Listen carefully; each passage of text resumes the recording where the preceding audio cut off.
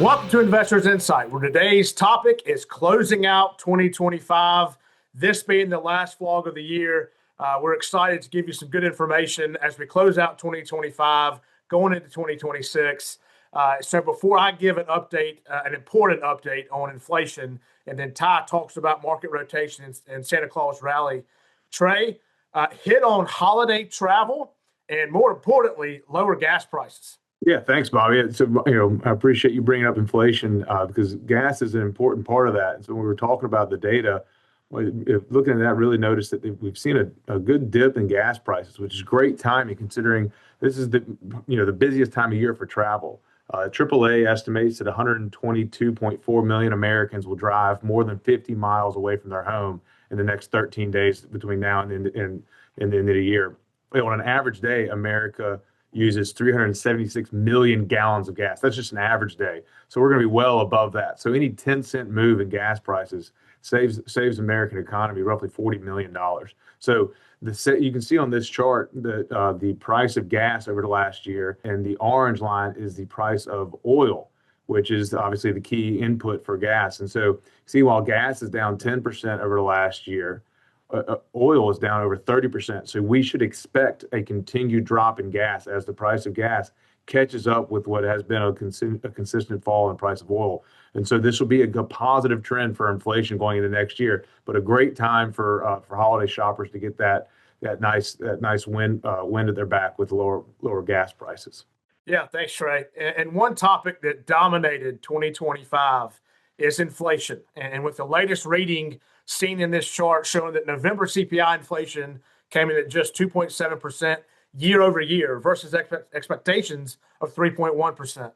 We do caution that this report should be taken with a grain of salt due to the missing October inflation and unemployment data. Still, whatever the true number is, inflation remains below 3% and is not rebounding aggressively despite ongoing tariff concerns. So 2025 has been a productive year in terms of inflation coming down. However, in 2026, we could see inflation move higher. As you can see in this next chart, history says inflation has tended to surge in multiple waves, but with pauses in between surges. And we believe that we are in that pause stage that you can see in this chart in the dark blue line.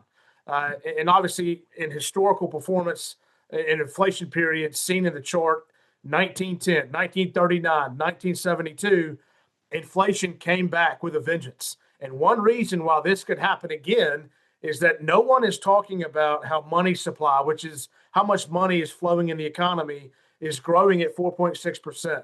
Historically, that is an indicator of inflation coming back. So we'll be watching carefully to see if inflation turns higher in 2026, which would mean it would continue to be in the headlines and drive market action and continued Fed uncertainty like it did in 2025, something we'll continue to keep our viewers updated on. And so, Ty, we kind of talked about the past couple of weeks, talk about market rotation and then what we're seeing in terms of a Santa Claus rally. Yeah, I'll start with the Santa Claus rally because, every year we try to hit on this pretty popular topic in the news a lot. Everyone hears about it. That doesn't start, December 1. That doesn't start December 15th. It's technically the last 5 trading days of the year and then the first 2 of the next year. So this year, it doesn't start until Christmas Eve.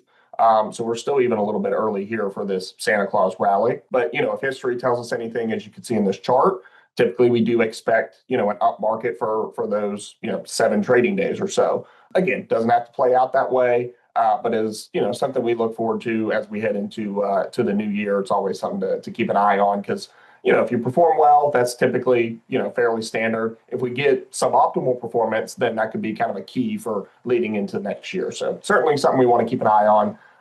Also, one thing we're keeping an eye on is market rotation. So as you see in this chart here, since November and December here, the market hasn't, made up a ton of ground, hasn't moved that much. People may be thinking, wow, stocks are, really lagging here at what's supposed to be a good time of the year. Not necessarily the case. As you can see, it's just the top 10% of stocks from January through October this year that are underperforming. So they kind of, held up their end of the bargain for the first 10 months of the year. As we get to the last 2 months, all these other deciles, the underperformers, if you will, are starting to outperform, and that's signs of a healthy market. You want to see market rotation. A couple telltale signs of that. Bank of America closed at an all-time high for the first time since 2006, and then Cisco closed at an all-time high for the first time since the year 2000. 25 years of not having another all-time high. And we're of course not advocating for those particular two stocks. I just thought it was interesting that both of those are making new highs for the first time in 20-something years, basically. Yeah, thanks, Ty. So that closes out our last vlog of 2025. We really appreciate all the engagement from our clients, business partners, all of the questioning, adding to the questions, adding to the topics, sharing it with friends and family. So really appreciate it. We love doing it. We love keeping our clients and business partners informed throughout the year on our thoughts on the market and the economy. And last but not least, we hope everyone enjoys the finish to the closeout to the 2025 and enjoy each other and their families during this holiday season. Thanks so much.